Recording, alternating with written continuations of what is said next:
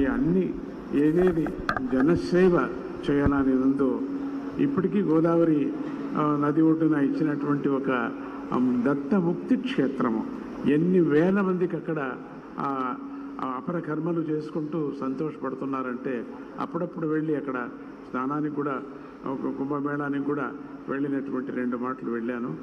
మళ్ళీ ఈ 4 ఏళ్ళుగా ఎందుకో ఈ పర్యటన ఎందుకు చేయలేదో అది భగవంతుడికే తెలుసు. చంద్రబాబు నాయుడు గారు వస్తూ ఉండగానే మళ్ళీ ఈ యాత్ర చేయాలనే ఒక ఉత్సాహం మనసులో బయలుదేరింది. అది ఇప్పుడు ప్రారంభం చేసుకొని జరుగుతుంది.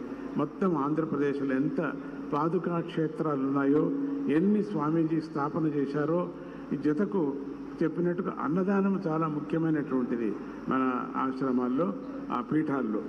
అట్లా ఆ కార్యక్రమాన్ని వాళ్ళకి ప్రోద్బలించి ఇంకా ఎక్కువ చేయండి అని చెప్పడానికి కోసం సంతోషపడుతున్నా.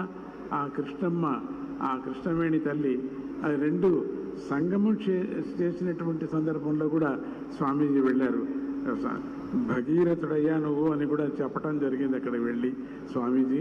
ఇప్పటికీ కూడా అది మర్చిపోలేను అటువంటి సభ, ఆ కృష్ణానది ఒడ్డు దగ్గర జరిగినటువంటి సభ.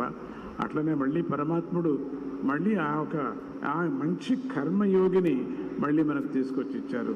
చంద్రబాబు నాయుడు గారు మంచి కర్మయోగి. ఆయన ఏమేమి సంకల్పించారో, భగవంతుడు అమ్మవారు ఆయనతో ఏమేమి చేయించాలనుకుందో నిర్విఘ్నంగా జన సహకారముతో, పరమాత్ముడి యొక్క వాతావరణ సహకారంతో అన్నీ చేయని అని చెప్పేసి ఈ సర్కార్కి మంచి భవిష్యత్తు ముందు ఉండాలని చెప్పేసి స్వర్ణాంధ్రగా మళ్ళీ నేను అనుకోవాలా అనేటువంటి మనస్సులో నేను సంకల్పం చేస్తున్నాను. ఎంత సంతోషమైందో ఆ సంతోషానికే నేను వయస్సు లెక్క చేయకుండా, ఏమీ లెక్క చేయకుండా పరిగెత్తుకొని వచ్చాను. అన్ని చోట్ల తిరుగుతున్నాను. చంద్రబాబు నాయుడు గారికి మంచి శక్తిని, మా ఆత్మస్థైర్యాన్ని, అట్లనే ఆ చుట్టూ ఉండేటువంటి ఆ పరివార మంత్రాంగానికి అటువంటి శక్తిని, నిస్వార్థమైనటువంటి సేవా శక్తిని వాళ్లకు ఇవ్వని, ఆయన యొక్క సంకల్పం నెరవేరని అని జగన్మాత అయినటువంటి గీతను అన్ని చోట్ల మేము ప్రచారం చేస్తున్నాం. ఆ గీతామాతను కూడా ఈరోజు పారాయణం కూడా చేశారు. గీతా పారాయణం ఎంతోమంది గోల్డ్ మెడల్ కూడా తీసుకున్నారు.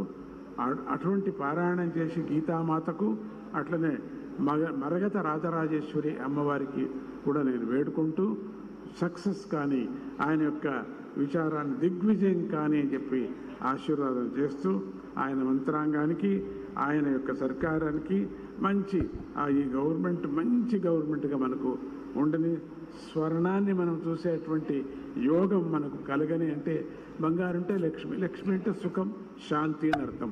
అటువంటి సుఖ శాంతులు ఉండని అని చెప్పి వేడుకుంటూ ఇక మళ్ళీ నేను వదలటానికి ఇష్టం లేదు. అంత సంతోషంగా ఉంది. ఆ సంతోషం హృదయంలో ఉంది, బయటికి రావటం లేదు. అట్లా ఆ సంతోషాన్ని వ్యక్తం చేస్తూ ఆయనకు మంచిది కానీ అని చెప్తూ ఈరోజు చిన్న ఒక కార్యక్రమాన్ని కూడా ఇక్కడ చేయటానికి వచ్చారు. 2-3 మాటలు అయింది ఇక్కడికి వచ్చారు. ఎన్టీ రామారావు కూడా ఇక్కడికి వచ్చారు. మొదట్లో ఈ యజ్ఞశాలను ప్రారంభం చేసింది ఆయన. క్షిప్ర గణపతి యజ్ఞశాల ప్రారంభం చేశారు. అవన్నీ నేను జ్ఞాపకం చేసుకుంటున్నాను. అట్లా అంటూ ఆ విధంగా ఒక ఫ్యామిలీ మెంబర్గా నా మనసులో ఉంది. కానీ ఏదో మినిస్టర్ చంద్రబాబు నాయుడు అట్లా ఆ విధంగా నాకు లేనే లేదు. ఒక ఫ్యామిలీ మెంబర్గా నేను ప్రార్థన చేస్తున్నాను అని చెప్పి, మా ఫ్యామిలీ మెంబర్కి బాగా కానీ, అభివృద్ధి కానీ అని చెప్పి, ఆయన అనుకున్నదంతా బాగా జరగని, ప్రజలందరూ క్షేమంగా ఉండని అని చెప్తూ, కొంచెం తక్షణమే అయ్యలేదు కదా. రాముడు రాజ్యానికి వచ్చాడు. రామరాజ్యానికి వచ్చిన తర్వాత మీరు చూడండి రామాయణంలో, ఆయన రాజ్యానికి వచ్చిన తర్వాత 5 ఏళ్ళు అయింది. మళ్ళీ అభివృద్ధి కావాలంటే ఇమ్మీడియట్గా అందరినీ ఆకాశానికి తక్షణం పెండాలు వేయలేం కదా. ఇమ్మీడియట్గా కావాలంటే ఎక్కడవుతుంది మనకు? అవుతుంది, సమయం కావాలి కదా. చెడుది కావటానికి ఎన్నో ఏళ్ళు పట్టింది, మంచిది కావటానికి ఇమ్మీడియట్గా కావాలని ఎట్లవుతుంది? దానికన్నా తగ్గుతుంది.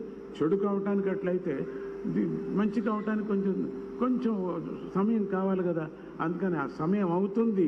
మనమందరూ కూడా అందరూ దానికి సహాయ హస్తలుగా మనం అందరూ అందిస్తాం అని చెప్పి ఈ యొక్క పెద్ద యజ్ఞం చేస్తున్నారు ఆయన. మనసులో చాలా పెద్ద యజ్ఞం. ఏదో ఒక అమరావతిని మనకు, అమరావతి అనేటువంటిది ప్రారంభంలో నేను సంతోషపడ్డాను, అమరావతి మనకు వచ్చిందని. మళ్ళీ అమరావతి మనకు వచ్చేసింది. మనకే అమరావతిలో మనం ఉంటున్నాము. అమరావతి అని చెప్పుకుంటున్నాం మనం. ఇంతవరకు నేను విజయవాడ అనుకుంటుంటే అడిగారు అమెరికాలో కూడా, మీ రాజ్యం ఏది అని. విజయవాడ. ఏం చెప్తున్నాను ఇప్పుడు చెప్తాను, నేను అమరావతి అని చెప్తాను. నేను రాజ్యం నేను చెప్పుకుంటాను, నా అమరావతి నేను చెప్తాను. అటువంటిది అమరావతి అంటే ఇంద్రలోకము అన్నమాట. అటువంటి స్వప్నాన్ని చూసి ఇప్పుడు చేయటానికి ప్రారంభం చేసుకున్నారు.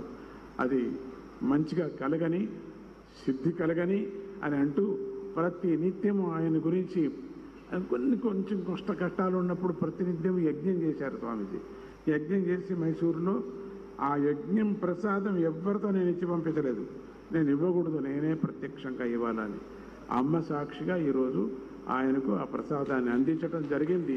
నాకు సమాధానమైంది అని అంటూ ఆయనకు శ్రేయస్సు కలగని అని అంటూ ముందు కార్యక్రమానికి మీరు మాట్లాడాలి.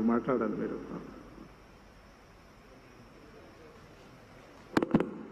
గౌరవనీయ ముఖ్యమంత్రి గారిని సభను ఉద్దేశించి మాట్లాడాల్సిందిగా కోరుతున్నాం.